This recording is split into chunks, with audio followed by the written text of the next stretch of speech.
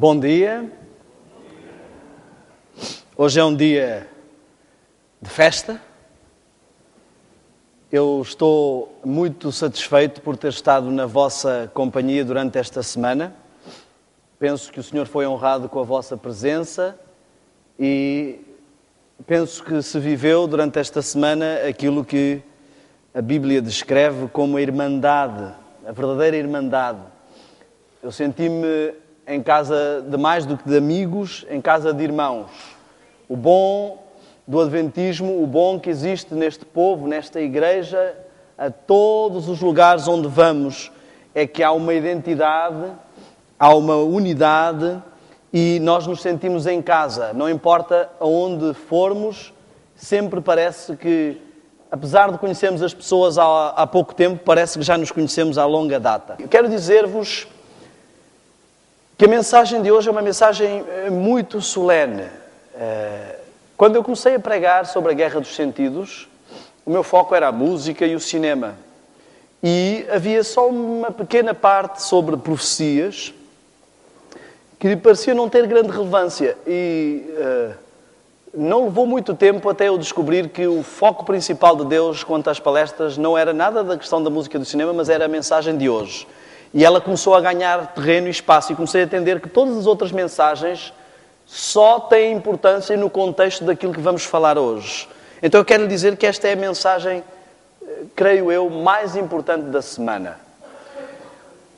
Eu quero que vocês tenham consciência de que estão prestes a se deparar perante algo que com certeza já ouviram, porque é mensagem típica do Adventismo, mas que muitas das vezes podemos não ter em mente com toda a clareza e que ao olharmos de uma forma prática vai ser algo que de certeza, pelo poder de Deus, os impressionará como me impressionou a mim.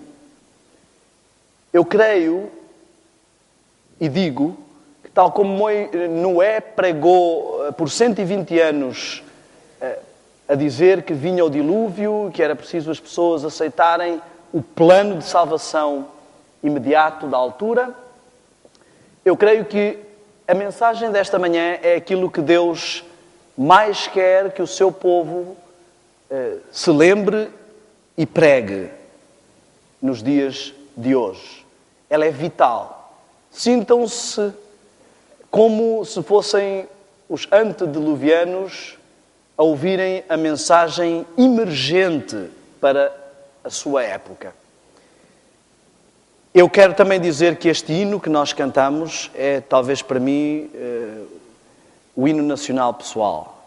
Eu fico sempre muito sensibilizado quando canto este hino e absorvo cada palavra desta letra, e ele tem toda uma colocação de arranjo, e eu gostaria de partilhar isso convosco, talvez que ele possa ser também o vosso hino tema. Há um dever que Deus nos confiou. Isso não é um dever apenas, é um privilégio muito grande. Esta manhã eu vou ter o privilégio de partilhar convosco, de refletirmos sobre o amor de Deus e o seu plano da salvação extraordinário. E eu quero que isso seja observado de forma prática. Quero convidar, ao iniciar esta mensagem, apesar de que foi feita a oração, e eu agradeço ao irmão por ter pedido a bênção do Espírito Santo sobre mim, mas quero convidar-vos, eu gostaria também de fazer uma oração pessoal para mim mesmo, para ministrar esta palavra. Mesmo como estão, eu vou-me ajoelhar aqui, aqueles que estão aqui também se o puderem fazer, mas nos vossos lugares podem curvar-se em reverência. Senhor, Santo Deus poderoso, eu sou incapaz de humanamente partilhar um plano tão profundo e grandioso como o plano da salvação. E eu quero, Senhor, pedir-te que tu me dês lucidez, poder para falar não apenas com eloquência, mas com clareza espiritual. E que nos dês a todos, incluindo a mim, humildade para falar e ouvir e compreender que aquilo que vamos tratar são coisas sagradas, vindas diretamente de Deus. Senhor, abençoa-nos neste momento. Enche esta sala, Pai, eu te peço, com os teus anjos e com o teu Espírito. Eu sei que o inimigo invade muitas vezes as igrejas para perturbar, mas que o teu poder seja forte e poderoso neste lugar, impedindo a distração, impedindo a desconexão contigo, mantendo a reverência e a solenidade deste momento, em nome de Jesus. Amém. Amigos, eu cresci como adventista toda a minha vida, e toda a minha vida ouvi falar das mesmas coisas que provavelmente vocês têm ouvido. Mas durante grande parte da minha vida essas coisas não eram entendidas, não eram devidamente apreciadas e não eram práticas, ou de forma prática aplicadas à minha vida. E de certa forma se tornaram como um clichê, algo teórico, algo sabido superficialmente, mas que não despertava o mesmo interesse que outras coisas do meu dia-a-dia que me fascinavam. Pela graça de Deus, aos 33 anos, eu costumo dizer que eu morri tal como Cristo, e morri para uma vida anterior e começou uma nova vida. E o fascínio que hoje tenho pelas coisas espirituais é o fascínio que eu gostaria de vos contagiar, em especial aos jovens. Muitas vezes olhamos para este livro, e eu, como contei no sábado passado, houve fases na minha vida que este livro não me despertava interesse. Mas hoje eu vejo as mesmas coisas, com um olhar tão fascinante, que eu vejo que é impossível que este livro tenha sido escrito ou idealizado por homens. Só pode ter saído de Deus. Só mesmo Deus. Uma das coisas que mais me fascina em Deus é a capacidade de sincronizar fatores diferentes, vidas diferentes, momentos diferentes da história, desde as profecias paralelas, o paralelismo profético, uma mesma palavra que sai da boca de Deus pode ter vários cumprimentos em vários momentos da história com uma precisão incrível. Isso é fantástico. Vemos isso em Mateus 24, quando ele responde aos discípulos para a situação deles e para o povo de Israel e ao mesmo tempo respondendo para toda a história do povo cristão com uma precisão incrível. Amém? Isto é extraordinário. Temos um Deus fantástico. E eu queria que esta manhã, mais do que técnica, mais do que doutrina teórica, saíssemos desta sala apaixonados e impressionados com o maravilhoso Deus que temos e que não há nenhuma teoria evolucionista que possa contrapor aquilo que vai se passar aqui esta manhã pelo poder de Deus. Eu queria que entendêssemos o seguinte. Falámos esta semana, sobre a guerra dos sentidos, as avenidas da alma, aquilo que ataca e aborda o indivíduo. Eu vou virar um pouquinho mais o quadro, só para aqueles que estão aqui. Não sei se vale a pena, vocês é que sabem. Como queiram. Eu vou tentar que todos vejam, conseguem ver? O indivíduo, que significa aquilo que não se pode dividir, ele é composto por uma vertente espiritual, uma vertente mental e uma vertente física que se projetam numa interação social. Bom, se vão para aí, então eu volto a virar isto um pouco assim, para ficarmos todos. Numa interação social. Deus nos criou com estas 3 dimensões. E nós falámos aqui acerca de como o inimigo interage connosco. A dimensão espiritual era a forma como vivíamos. Éramos seres espirituais, apesar de termos uma vertente física. E com o conflito nesta terra, ao terem vindo os demónios para esta terra, Deus fez como que uma barreira. Nós vivemos enclausurados na dimensão física e os demónios vivem enclausurados na dimensão espiritual. Eles não têm uma interação física, a não ser em casos muito específicos. E tentam sempre fazer essa ponte. Mas o que eu queria que nós entendêssemos é que a forma como eles nos abordam, visto que são 2 dimensões diferentes, eles sabem que podem interagir connosco através da dimensão física. E é aqui que estão os sentidos, que estão as avenidas. São as únicas portas de acesso à nossa mente e à nossa dimensão espiritual. E são onde eles investem grande parte do seu tempo, do seu empenho para invadir. Eles sabem que se nos trouxerem para as paixões baixas, para as coisas sensoriais, físicas da nossa realidade e não nos deixarem manter os olhos nas coisas espirituais, nas que são de cima, conseguirão a vitória.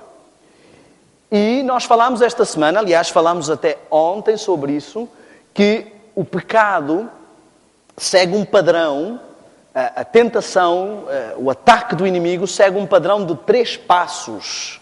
Ele não começa por atacar logo a vertente espiritual, porque às vezes é mais complicado. Ele não tem tanto acesso à mente e ao espírito. Então ele ataca a vertente física e nós vimos esse padrão. Em Adão e Eva, vimos que Eva foi tentada fisicamente, depois passou-se a uma racionalização mental, de pôr em causa o que Deus disse, e depois passou-se a um problema espiritual, de querer ser igual a Deus. Vimos isso com Daniel e os seus amigos. Foram para Babilónia, chegaram, a primeira tentação foi física, resistiram, o diabo tentou a tentação, passo o pleonasmo, tentou passar para a tentação intelectual. A vaidade de que eram mais sábios que os outros e que Daniel conseguia interpretar sonhos. E depois vai então à tentação espiritual, a adoração da estátua. Vimos também isso com Jesus em Mateus 4, por exemplo, se lermos, que nos mostra claramente que Jesus foi primeiro tentado fisicamente, a transformar as pedras em pão, depois, intelectualmente, à presunção, a achar que, porque era o Filho de Deus, podia pôr Deus em xeque e depois espiritualmente a ajoelhar-se perante o Senhor. Falso. Este é o padrão que ele segue também connosco. Sabem porquê? porque a história se repete e costuma-se dizer que a equipa que ganha não se muda. Se ele já fez isto tantas vezes e dá certo, temos estes exemplos bíblicos de fidelidade em que essas pessoas resistiram por estarem ligadas a Deus, mas muitas vezes as pessoas caem nesta sequência de padrão. E Deus, preocupado com os seus seres humanos,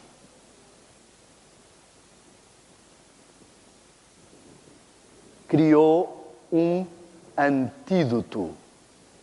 E eu acho este antídoto uma coisa espetacular, uma coisa extraordinária. Esse antídoto chama-se santuário. E nós olhamos para o tabernáculo e nós achamos muitas vezes uma coisa muito teórica, cheia de símbolos, muito complicada. E esta é uma das ideias que Satanás quer que nós tenhamos sobre o santuário. Eu queria que abrissem, por favor, as vossas Bíblias no livro de Salmos. No livro de Salmos, no capítulo 77 e no versículo 13.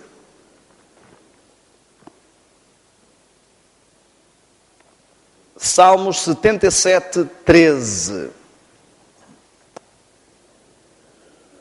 Diz assim: os teus caminhos, ó Deus, são santos, diz a minha versão. Outras versões dizem: o teu caminho, ó Deus, está no santuário. Nós somos convidados a andar nos caminhos do Senhor.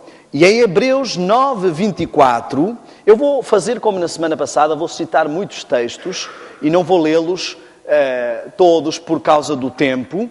Mas em Hebreus 9, 24, nós vemos que Deus nos diz que Cristo, não, através de Paulo, não entrou num santuário feito por homens, mas num santuário no céu, do qual este é a figura.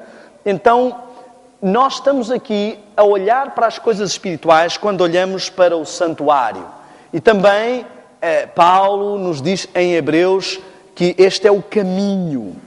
E a Bíblia nos mostra em várias situações que o caminho para chegar a Deus é este. Nós vemos que o santuário é composto por 3 partes. O pátio, o santo e o santíssimo. E eu queria que olhássemos para o santuário, para o tabernáculo, de uma forma fascinante e não de uma forma teórica, mas de uma forma prática. Aqui está o segredo de compreender como chegar a Deus, como chegar à salvação, como ser redimido. Reparem, se nós começarmos a analisar, nós começamos a entender que a Bíblia nos diz que Cristo é o centro da mensagem, é o centro da Bíblia, é o centro de tudo. E o santuário, no fundo, ele é um reflexo de Cristo. Querem ver? Temos a porta. Quem é a porta? Jesus. João 10, 9 nos diz que ele é a porta e se alguém entrar por ele, salvar-se-á. Temos depois o Cordeiro. Quem é o Cordeiro de Deus que tira o pecado do mundo? Vemos que João Batista se referiu assim a Jesus. Em João 1, 29 vemos isso. Eis o Cordeiro de Deus que tira o pecado do mundo. Temos a água. E nós vemos que Jesus nos diz que nos dará a água da vida. Dele provém, da rocha provém a água. Apocalipse 21, 6, nós vemos essa situação. Temos depois, no lugar santo, a mesa com o pão. Quem é o pão da vida? Jesus. João 6,35 ou 6,48 nos diz que Jesus, ele diz, eu sou o pão da vida. Logo a referência do eu sou nos remete para Deus, visto que é uma afirmação que Jesus utilizou várias vezes. Ao dizer eu sou, ele não está apenas a pronunciar um verbo, mas ele remete à situação de que Deus é o nosso pão da vida, Deus é a nossa porta. Através de Jesus, ele se coloca nessa situação. Depois temos O altar que representa o quê? O que é que representa este altar? As orações dos santos. E em nome de quem é que nós pedimos? Em nome de Jesus. E nós vemos que Jesus também é muitas vezes chamado de anjo do Senhor. E ele ministra perante o altar. E vemos que muitas das atividades neste processo do plano de salvação estão aqui reveladas. Depois temos o candelabro com as lâmpadas. E quem é que é a luz do mundo? João 8,12. Jesus é a luz do mundo. Estão a ver? O santuário todo nos fala sobre Cristo. Depois vamos ao lugar santíssimo. E o que temos no lugar santíssimo? A arca da aliança, o pacto de Deus com o seu povo. Temos os anjos e temos depois a lei. Quem é o Senhor da lei? Quem é o Senhor do sábado? Vemos que isso está dito em Mateus 12:8. E quem é o objetivo da lei? Romanos 4:16, Jesus. E temos também o Shekinah, que representa a presença de Deus com o seu povo. E vemos em Mateus 1:23 que Jesus é anunciado como sendo Emanuel, que significa Deus conosco. Então, se repararmos bem, nós temos aqui no plano da salvação a representação de que Jesus é a figura central desse plano. Tudo aponta para Jesus. Agora, Jesus veio à Terra para mostrar o quê? O caráter de quem? Do Pai. Ele é o representante do quê? Da divindade. Então, quando vemos Jesus no santuário, o santuário também nos está a mostrar a divindade. O pátio nos mostra o lado humano que a divindade assumiu, a sua manifestação física, a encarnação, a operação número 1 para a salvação da divindade foi a intervenção de Jesus. Depois de sermos levados até Cristo e aceitarmos o sacrifício de Cristo, entra em ação o segundo elemento da divindade, o Espírito Santo. Ele é quem convence, ele é que se processa na santificação. Ele é que tem toda esta interação e dá testemunho de Cristo também. E isso nos vai remeter então ao Pai. Então o santuário está a mostrar-nos como toda a divindade se envolveu na nossa salvação. Cristo foi aquele que realmente se ofereceu para assumir a forma humana, perder a omnipresença e ser sacrificado, mas todos estão envolvidos neste processo de salvação. E eles nos dizem como é que cada um se envolve e como é que isso interage connosco. Em Jesus temos tudo, mas ele representa as várias interações. Temos a justificação. O Espírito Santo opera em nós. Ok. Obrigado. Por isso Deus deu uma adjutora que estará ao nosso lado para tudo. O Espírito Santo opera em nós a santificação. E com a glorificação seremos remetidos novamente a poder estar com Deus. Estão a ver como é simples? Deus fez isto tão simples para que qualquer criança entendesse. E Ele pôs na Bíblia uma lição tão clara que repetem várias histórias da Bíblia, repetem várias vezes o plano da salvação. Eu acredito que isto é uma das maiores provas de que Deus existe. E vocês vão ver aqui, reparem, ao mesmo tempo temos então aqui o lado físico, o lado mental e o lado espiritual. Estão a ver? A santificação dá-se pela renovação da mente.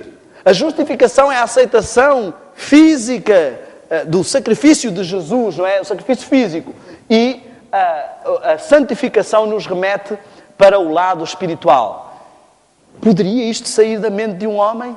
Impossível. Eu digo-vos, Deus, com a sua presciência, Ele olhou para a história da humanidade, analisou cada vida e tem plena consciência de cada vida e literalmente foi costurando, escolhendo descendência após descendência qual seria a descendência do Messias. Até o número de gerações bate certo, 14, 14, 14. O número de juízes bate certo. O número de patriarcas bate certo. Tudo encaixa. É impossível que isto tenha apenas acontecido. E as vidas foram escolhidas para todas refletirem o plano da salvação. Isto é extraordinário. Quer ver? Vamos começar por Adão. O que é que aconteceu com Eva? Eva era o quê em relação a Adão? Esposa. Temos alguém que também recebe o nome de Adão. Quem é?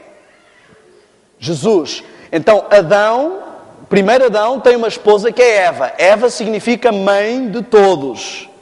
O segundo Adão, Cristo, tem uma esposa que é quem? A Igreja. Que é também a mãe de todos os que são salvos.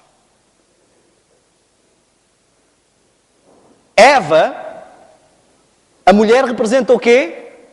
Igreja. Afasta-se do esposo e cai dominada pelo inimigo. Também quando a igreja se afasta de Cristo, cai dominada pelo inimigo. Ela cai no padrão da tentação. E por isso é que Deus dá um antídoto que reverte o padrão da tentação. Exatamente o padrão que o diabo segue, Deus dá um antídoto que contrapõe esse padrão. Depois, nós vemos o seguinte. Quando eles caíram, perderam o brilho, perderam o lado espiritual, digamos assim, entrou em lacuna, e eles fizeram uma coisa. O que é que eles fizeram? Descobriram que estavam nus, esconderam-se. É a tentação que nós sentimos depois de cair em tentação. A tentação seguinte do diabo é não vir a Cristo. E é o grande erro que muitos fazem. E depois eles fizeram uma coisa para esconder a nudez. O que é que foi? Cozeram o quê? Folhas de figueira. Onde é que vemos mais figueiras na Bíblia?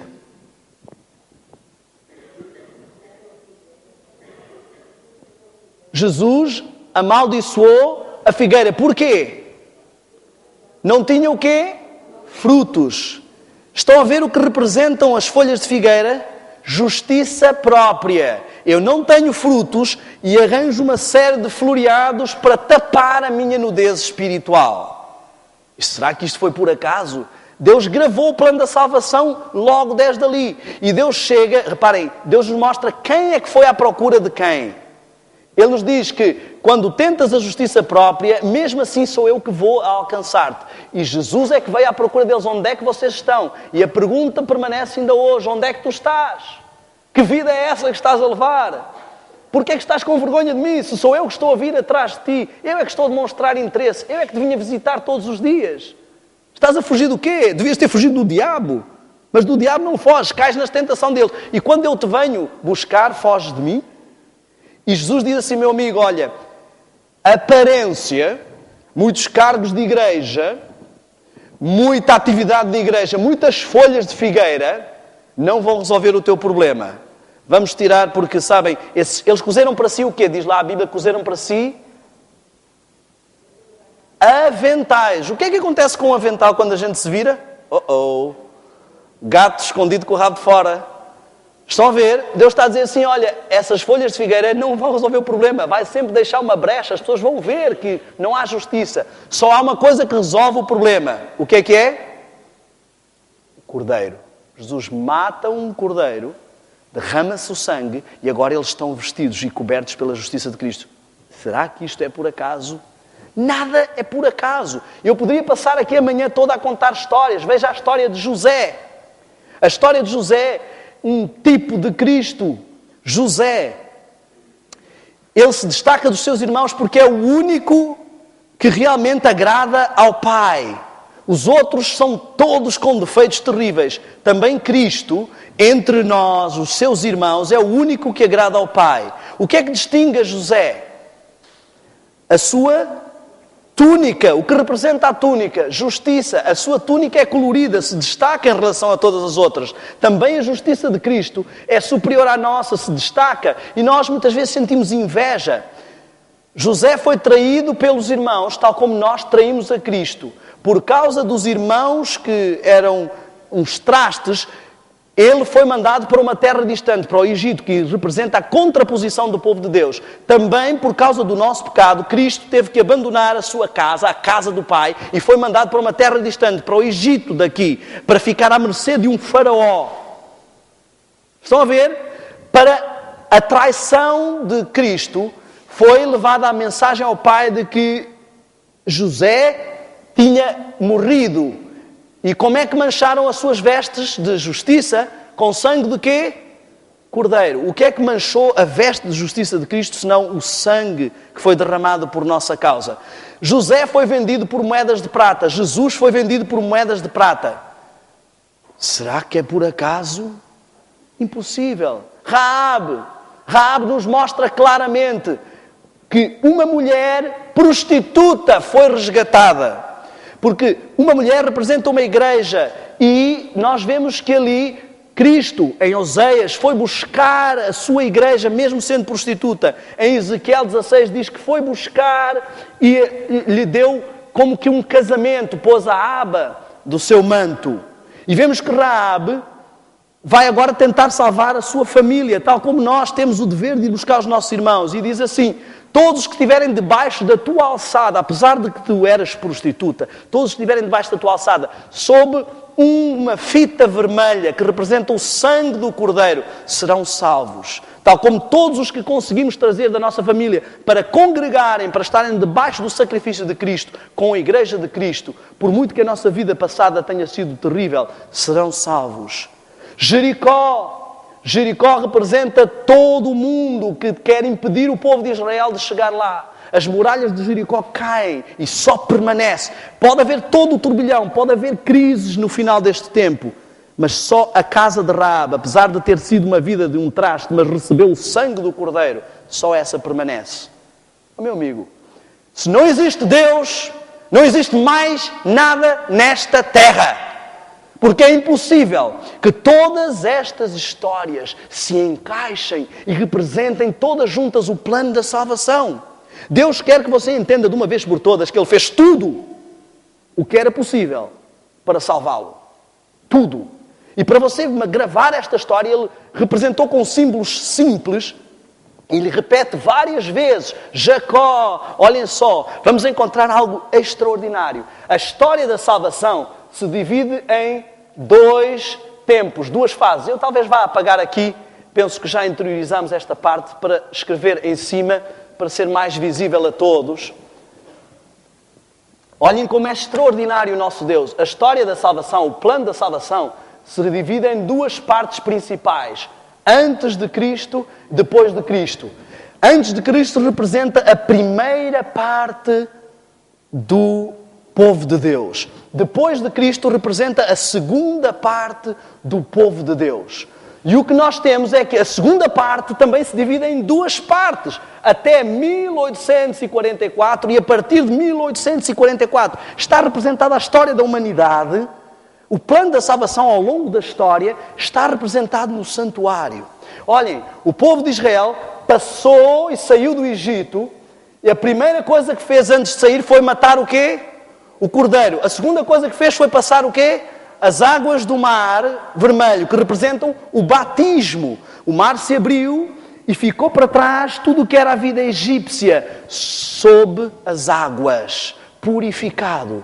E eles andavam, nós devemos ser batizados pelo Espírito e pela água. E eles andavam sempre acompanhados de duas coisas. Uma coluna de fogo e uma coluna de nuvem. Água e fogo. Temos que ser batizados pelo Espírito e pela água. Isto tem que acompanhar a nossa vida espiritual. Reparem, eles saem e vão para o deserto. O deserto sempre representa santificação. Vemos que Jesus foi para o deserto, João Batista foi para o deserto, Elias foi para o deserto, o povo de Israel foi para o deserto, Moisés foi para o deserto. Quem quer se preparar vai para o deserto. E diz que a mulher fugiu para o deserto para ser alimentada por Deus. Se nós não nos isolarmos das influências das pessoas, o que menos há no deserto é gente e o que menos há no deserto é água. A água representa povos para além da palavra. Então, se não nos isolarmos da influência do que está à nossa volta, se não entrarmos no deserto da santificação na nossa vida, não chegaremos à terra prometida. Reparem, a primeira coisa que eles têm no deserto é a presença do Senhor. O Senhor fala com eles diretamente. Eles querem chegar à lei. É impossível chegarmos à lei. Muitos adventistas tentam guardar a lei, seguir a lei, sem fazer o processo do santuário, sem irem todas as manhãs e todas as noites aos pés do Senhor para ser justificados. O caminho é este. Aquele que não entra pela porta é ladrão. Se não entrarmos pela porta, nunca chegaremos à lei. Se não nos humilharmos perante o Senhor, se não compreendermos o que é verdadeiro arrependimento. Não é dizer, Senhor, desculpa lá que eu pequei mais uma vez. Senhor, desculpa lá, não faço mais. E continuar a deixar esta mancha no nosso coração. Nós temos que compenetrarmos a cada falta. E isso só pode acontecer se todas as noites, todas as manhãs, nos chegarmos perante o Senhor, se reservarmos tempo para isso e nos compenetrarmos de que esta mentirinha que eu disse ao vizinho foi o que pôs Cristo na cruz. Muitos de nós, estamos arrependidos das consequências dos nossos pecados, mas não dos nossos pecados. Por isso é que continuamos a cometê-los, porque não estamos compenetrados de quão hediondos eles são.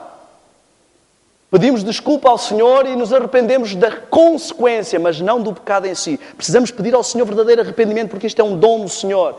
Então, passando o deserto, a primeira coisa que eles encontram é o maná, o pão que desce do céu. Não é incrível isto? Tudo encaixa. Deus conta o plano da salvação milhares de vezes, sem conta, na Bíblia, em todas as histórias. Ei, isto não é só um livro de histórias. Isto é o livro da história. É o grande livro. Aqui está o manual mais precioso que o ser humano pode ter. Isto é um livro fantástico. Um livro que nos mostra Deus real. Quando se diz que é a palavra, não é só palavras de Deus. É a palavra. É o seu próprio Pai Celeste a dialogar contigo. Ok. Então nós vemos a primeira fase, o povo de Israel. A segunda fase, a igreja. A igreja tem 7 fases. Ok? Até chegar... Perdão, eu não devia ter representado assim, porque esta última fase seria aqui. Então temos 1, 2, 3, 4, 5, 6, 7. 7 fases. Eu estou a representar esta maior porque já vamos entrar ali. Reparem, nós vemos algo muito extraordinário. Querem ver outra vez Deus a contar esta história de outra forma? Quem era o povo escolhido na primeira fase? Quem? Israel. Quem é o povo escolhido na segunda fase? Israel espiritual.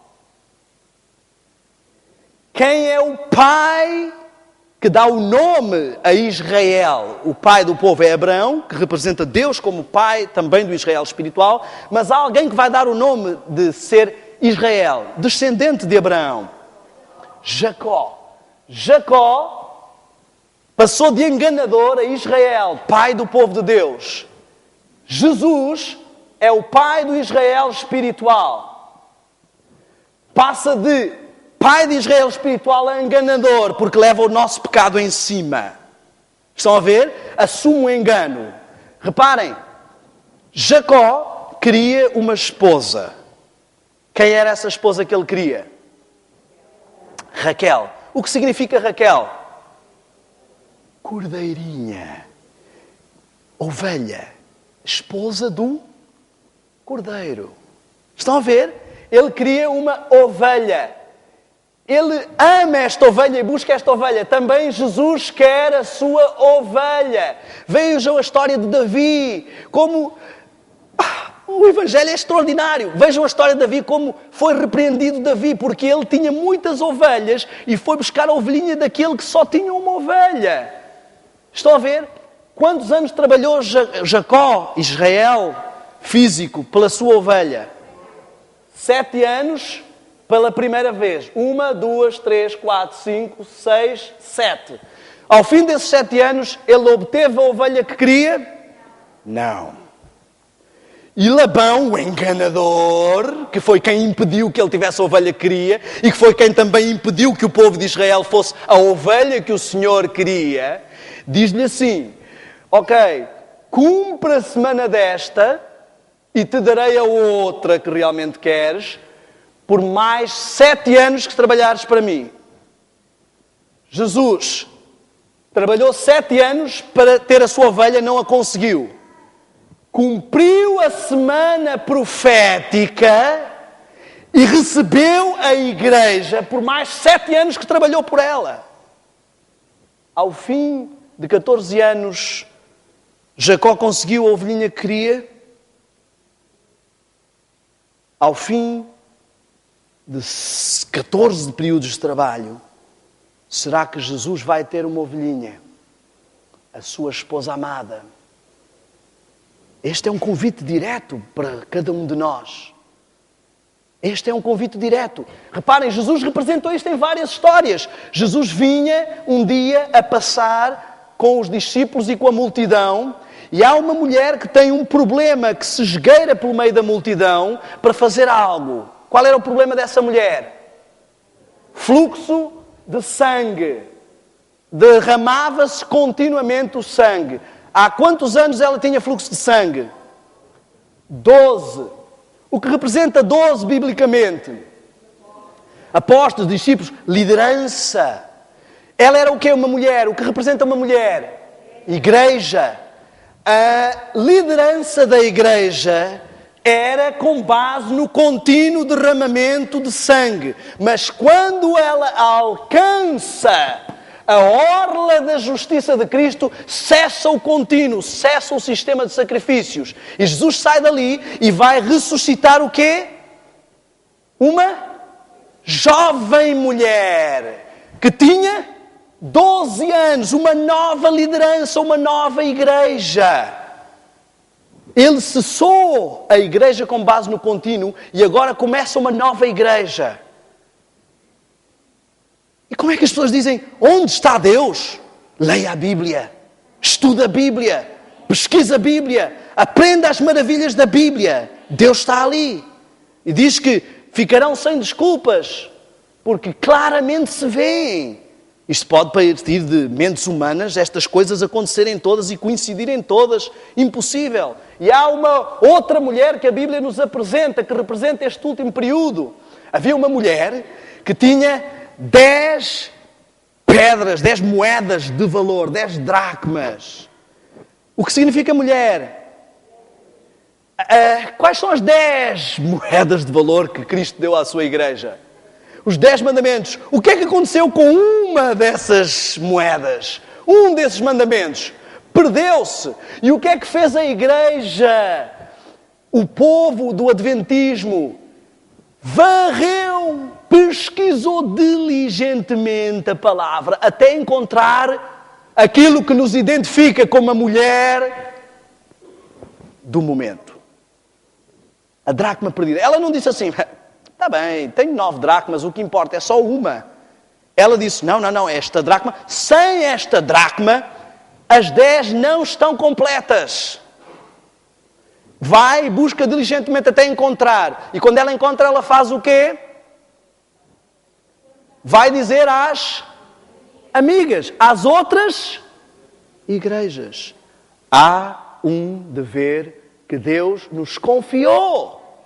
É dizer que encontramos a dracma, que varremos diligentemente, que buscamos e que o Senhor nos deu a graça de encontrar essa dracma perdida. Temos que dizer a todas as mulheres.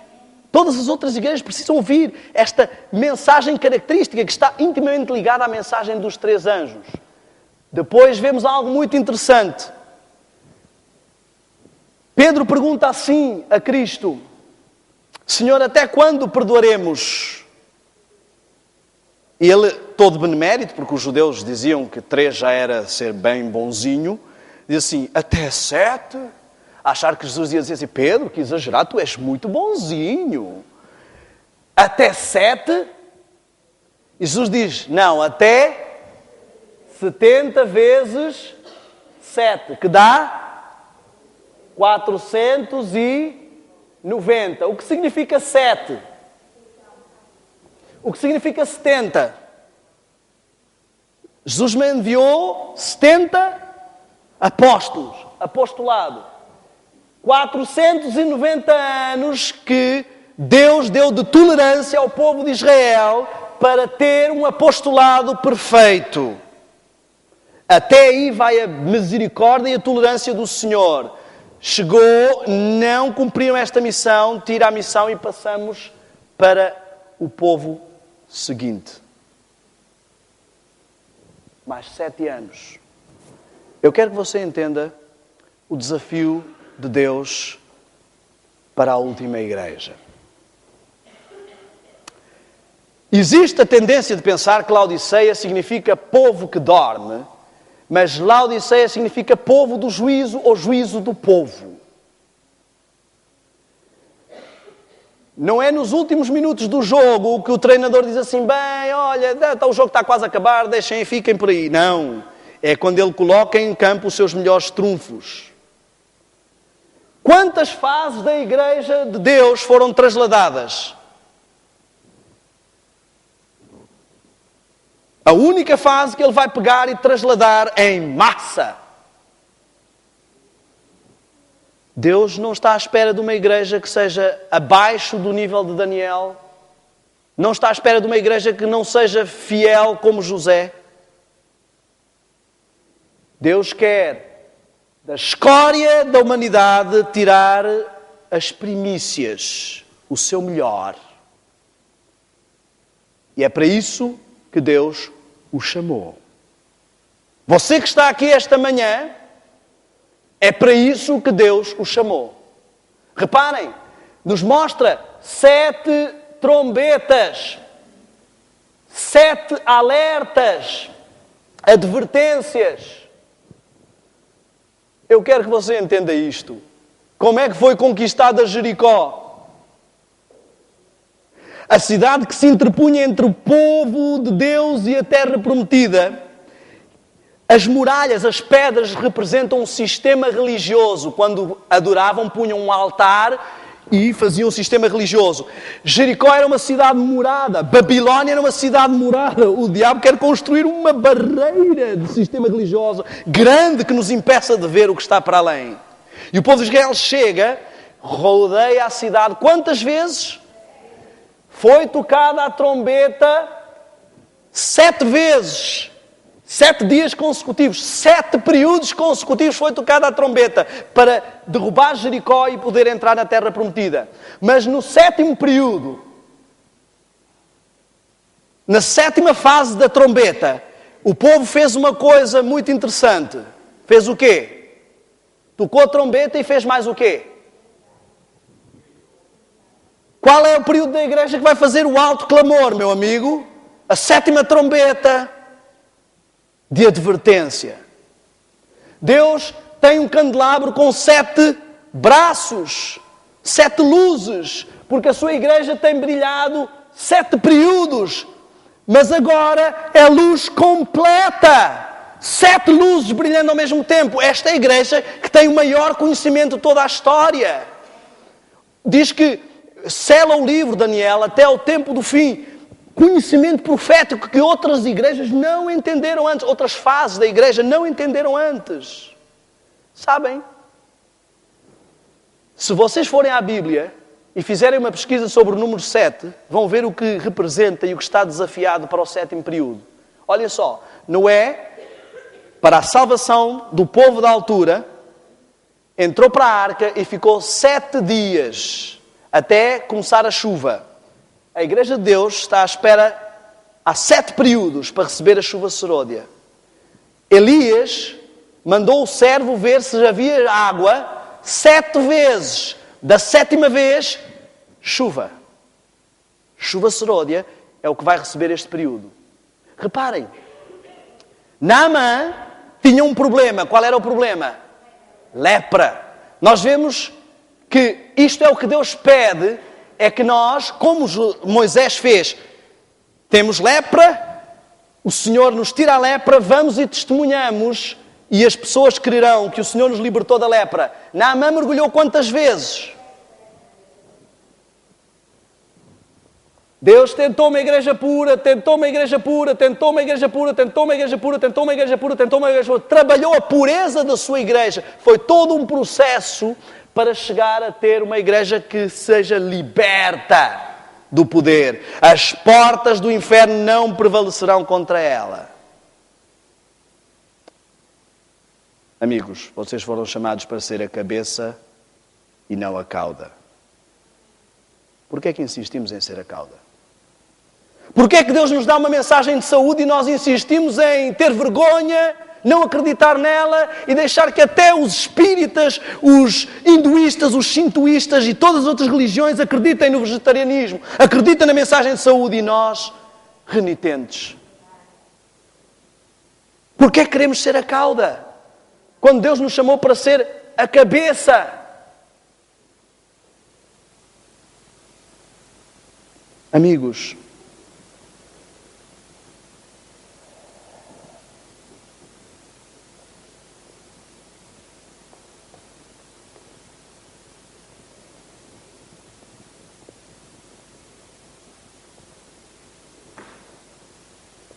Deus já nos disse de 1001 formas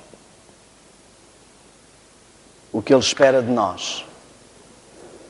Já nos mostrou de 1001 formas tudo o que Ele já fez por nós.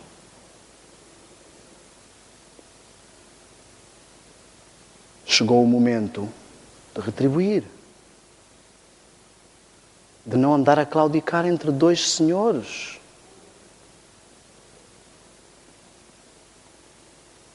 Vocês sabem o que é o privilégio de ser chamado por Deus, escolhido? Vocês sabem o que é o privilégio de ostentar o nome de Adventista? Olhem para o privilégio que o povo de Israel teve de conquistar todas as nações à volta, de ter um poderio, de ser um povo que nem dominava as armas, nem dominava os metais, e de ser introduzido na terra mais cobiçada da região. Como adventistas, o nosso privilégio ainda é bem maior. Eu queria que entendêssemos esta manhã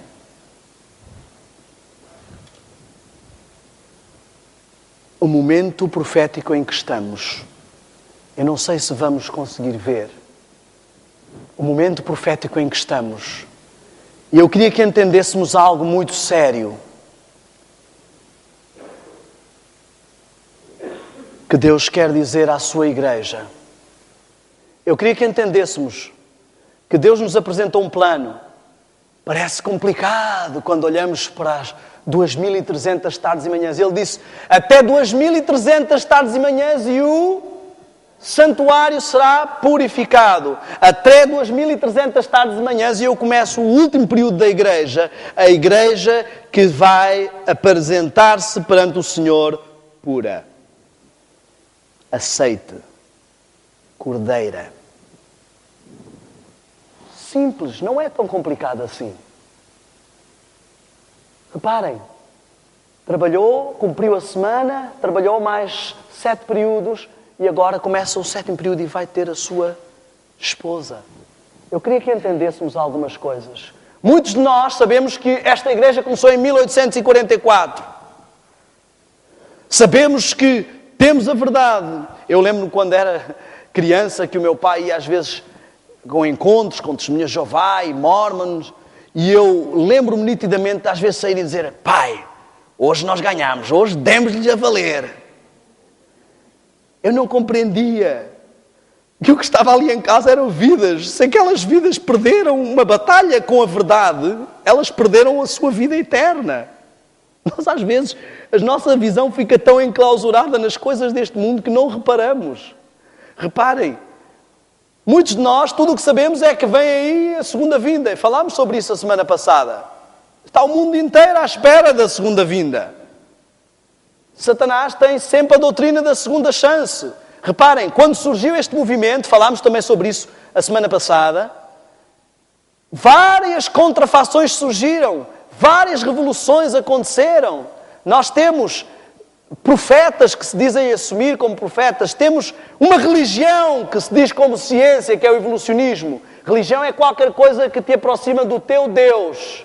E o evolucionismo nos afasta de um Deus e nos aproxima de outro Deus, que é o eu, que é o mesmo Deus da nova era, que é o mesmo Deus que o diabo apresentou a Eva da primeira vez que a tentou. Tu podes ser um Deus. Busca o Deus que há em ti. O diabo tem a mesma mentira por 6.000 anos e as pessoas continuam a cair nela.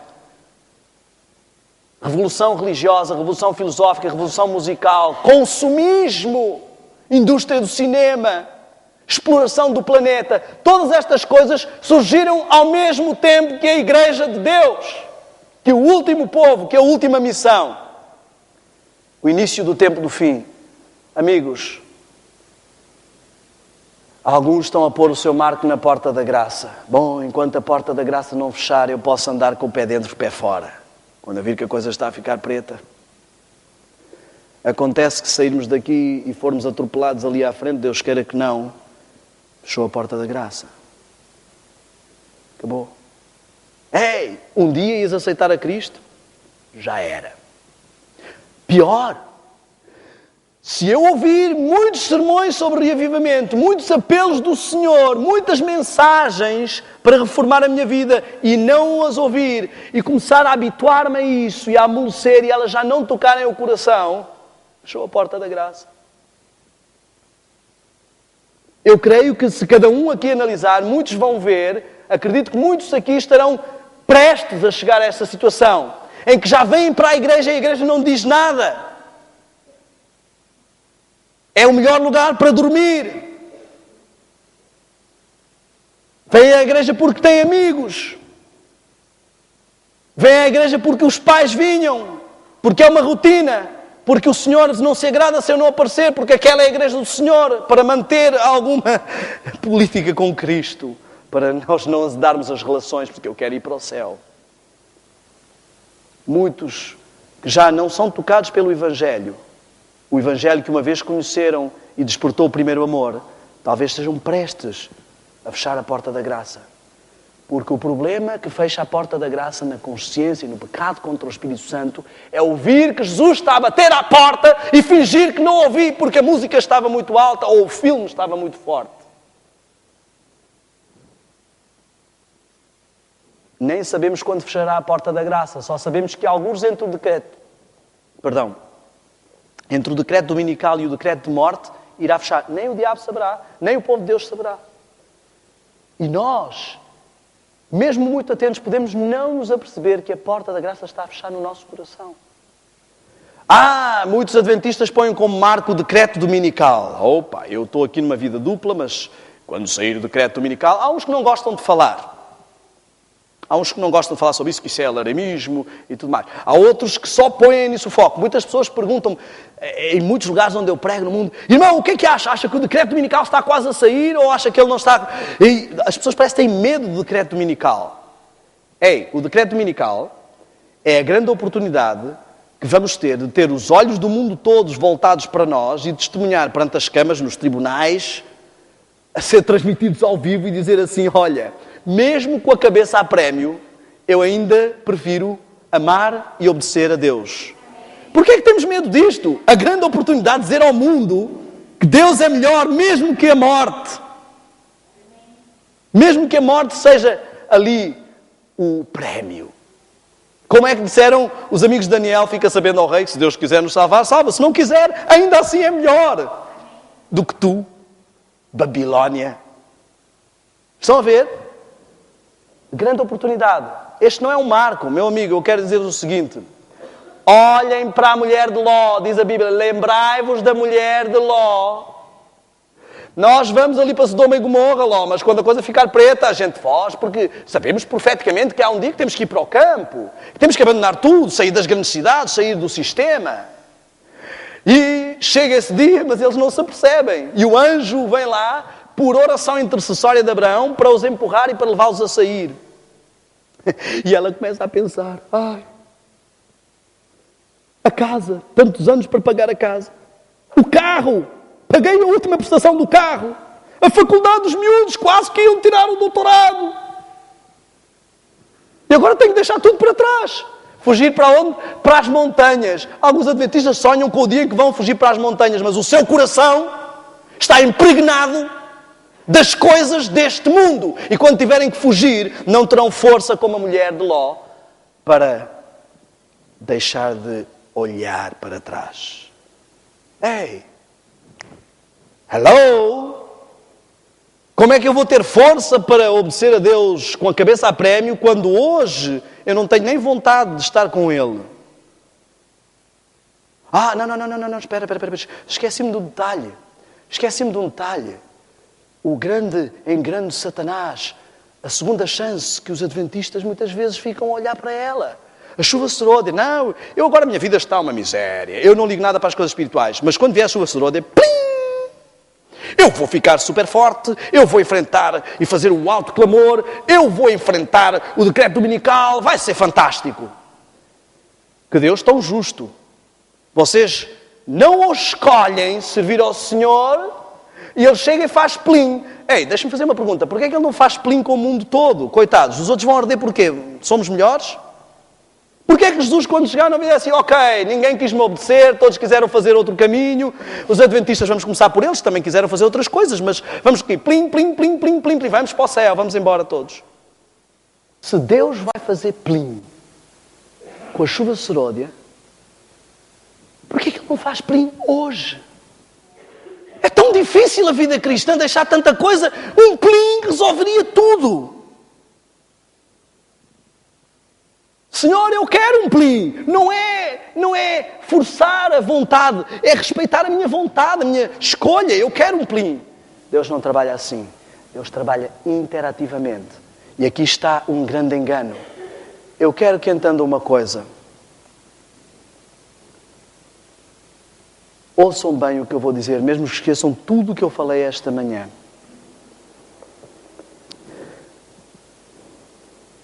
Há dois tipos de enganos.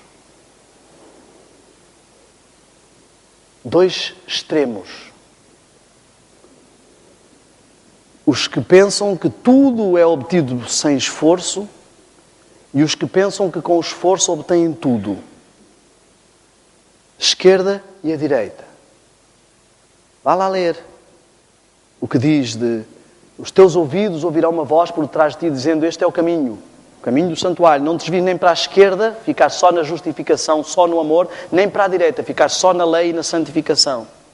Segue o caminho. Ninguém é salvo pelo seu esforço, mas ninguém é salvo sem fazer esforço.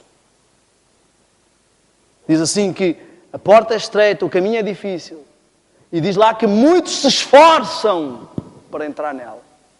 Porque o esforço representa o quanto eu quero. Eu não me esforço para ser salvo, mas eu me esforço porque eu fui salvo. E eu estou muito grato. E eu desejo realmente ser assim. Eu olho para Cristo e fico tão fascinado com Cristo que o desejo de todo o meu coração ser como Ele, porque é fascinante. Amigos, eu quero que entendam o seguinte. O último sinal antes da chuva serôdia, do alto clamor que o povo de Deus vai ter, é um paralelo da abominação. Uma falsa chuva serôdia. Um falso alto clamor. Satanás sempre trabalha com contrafação. Antes de chegar o verdadeiro Cristo, ele traz um falso Cristo. Antes de chegar a verdadeira igreja, ele traz contrafações e falsos movimentos pseudo-religiosos. Antes de chegar o verdadeiro reavivamento e reforma, ele traz um falso reavivamento e reforma. Antes de chegar o verdadeiro alto clamor, ele traz um falso alto clamor. Antes do povo de Deus começar a falar verdadeiramente línguas como no Pentecostes 1, a expulsar verdadeiramente demónios como no Pentecostes 1, e a ser essa igreja como no Pentecostes 1, ele vai fingir que já se estão a expulsar demónios. O que vemos hoje, meu amigo, já é o cumprimento da falsificação da chuva seródia. Até Portugal, que é um país que não liga muito a estas coisas de religiões evangélicas e pentecostalismo, está invadido pelo pentecostalismo. Na América do Sul, a cada dia surge uma nova igreja. As pessoas estão entusiasmadas. Há competição para ver quem expulsa mais demónios, quem fala mais línguas. Nos Estados Unidos existem megatemplos, 5.000, 7.000 pessoas reunidas. Meu amigo, abra o olho. O falso reavivamento já começou.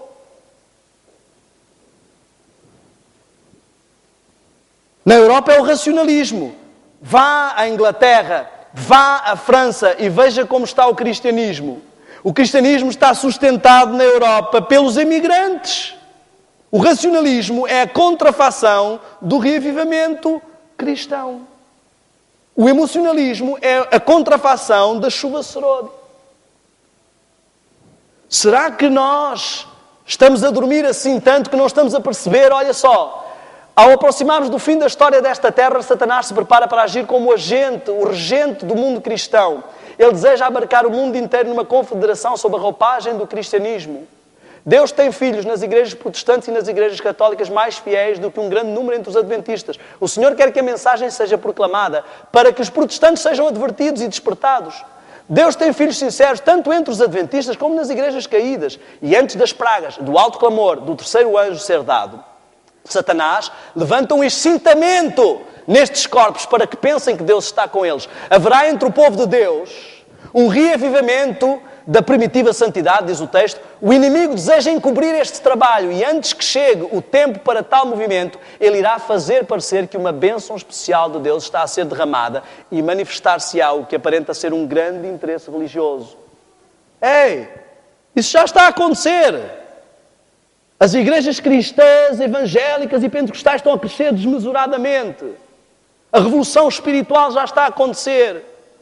A afirmação do racionalismo já está a acontecer. Amigos, profeticamente nós estamos exatamente aqui. Eu não estou a falar do futuro.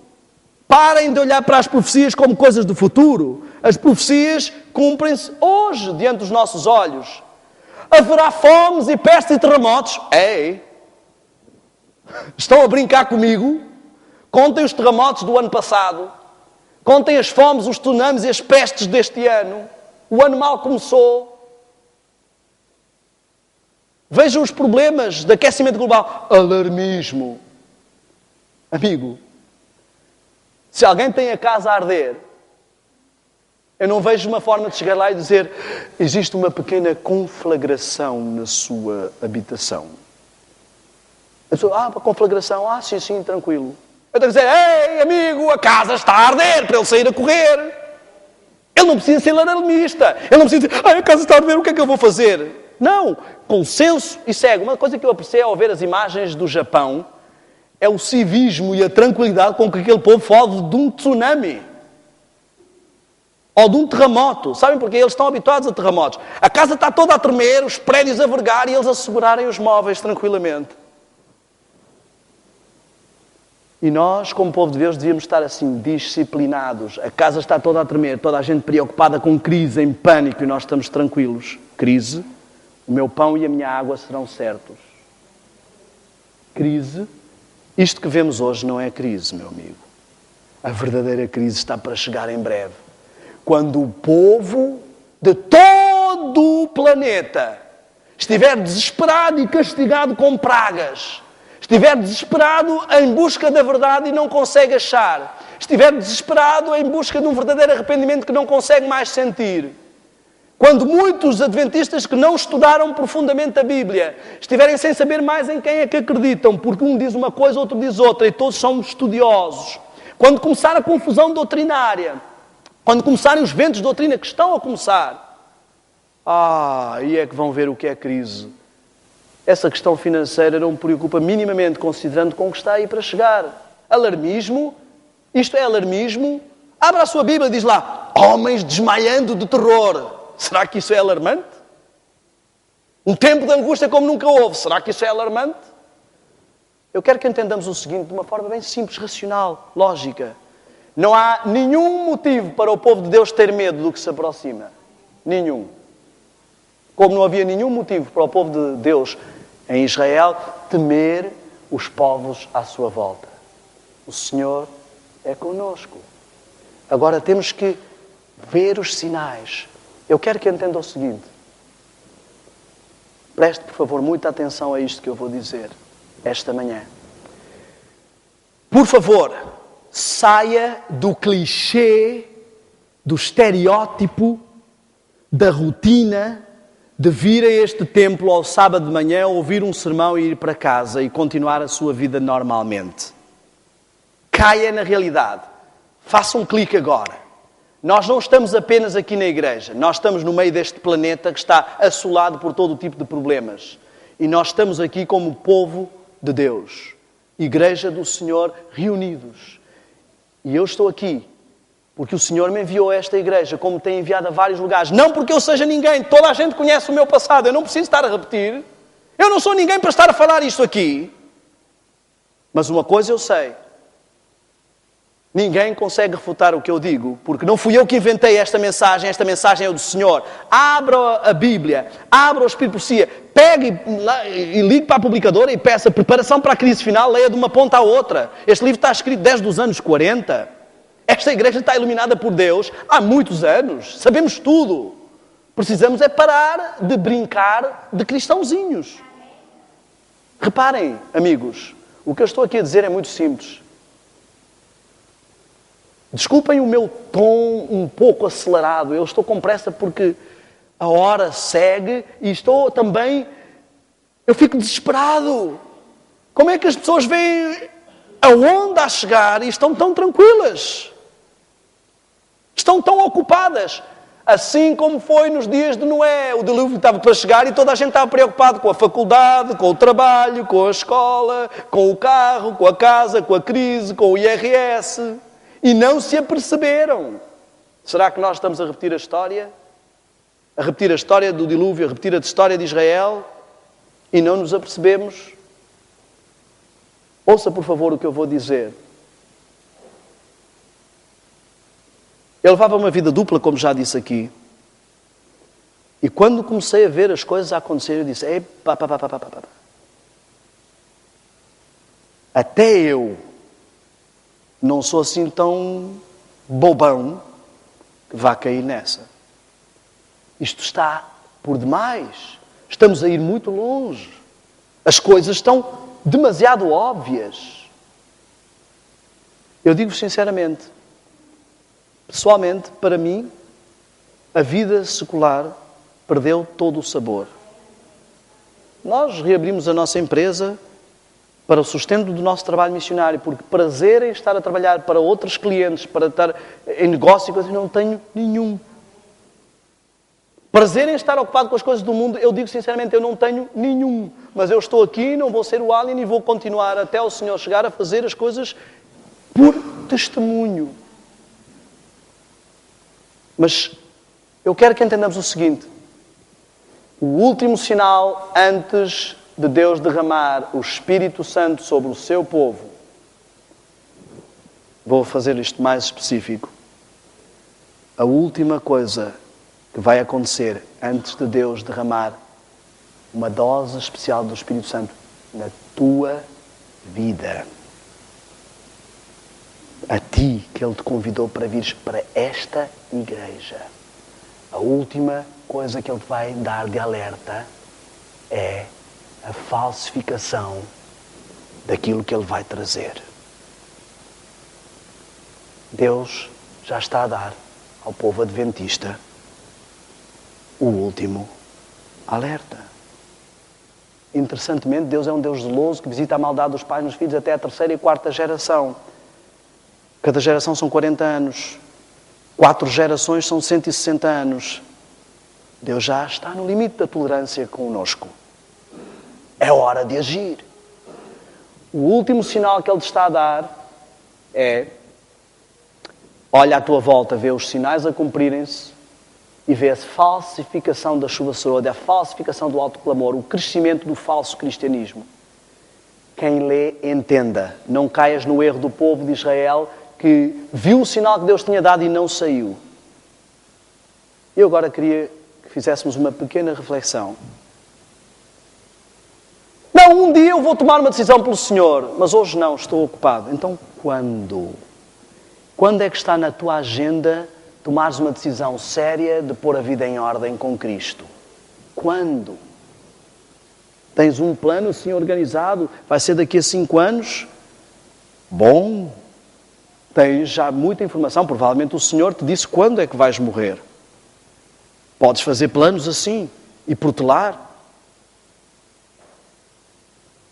Pensa nisto.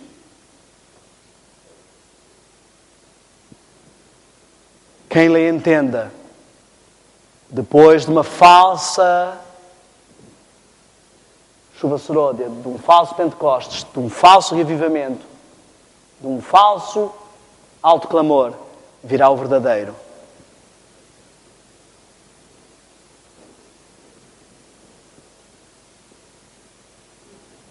A Igreja de Deus tem feito vários alertas. Já não é a primeira campanha, a primeira missão global, a primeira estratégia. Mas não é à toa que Deus deu ao seu povo um novo presidente, um lema que te lembra: reavivamento e reforma é a palavra de ordem para o povo de Deus hoje. E Deus quer que essas duas palavras atinjam o seu povo da cabeça aos pés. Eu vou-te dizer uma coisa com toda a sinceridade.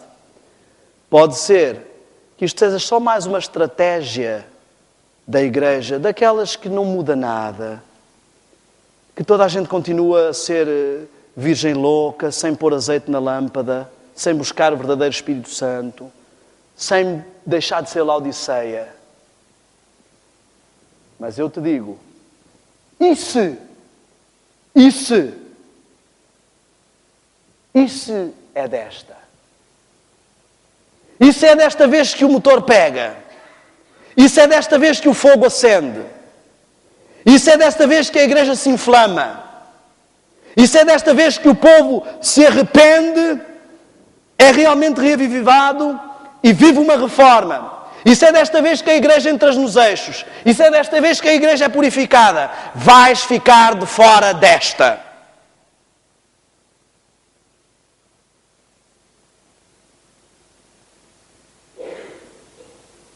Pensa nisto. Que o Senhor te abençoe.